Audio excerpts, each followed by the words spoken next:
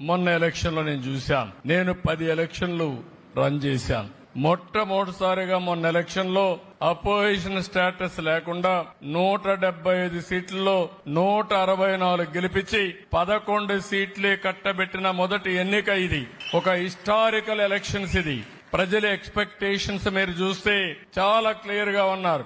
ఈసారి ఎట్టి పరిస్థితుల్లో ఇలాంటి ప్రభుత్వం పోకపోతే మాకు భవిష్యత్తు ఉండదని ముందుకొచ్చి ఓట్లేశారు. 93% సీట్లు గెలిచాం. ఎన్నో ఎలక్షన్లు చూశాను. ఒక అసెంబ్లీ సీట్లో 95,000 మెజార్టీ గెలిపించారు. అది చూసిన తర్వాత మాలో బాధ్యత పెరిగింది. మేము తప్పు చేసి చరిత్ర మమ్మల్ని క్షమించదు. మా తమ్ముడు చెప్పినట్టు నిర్ణయించుకున్నారు.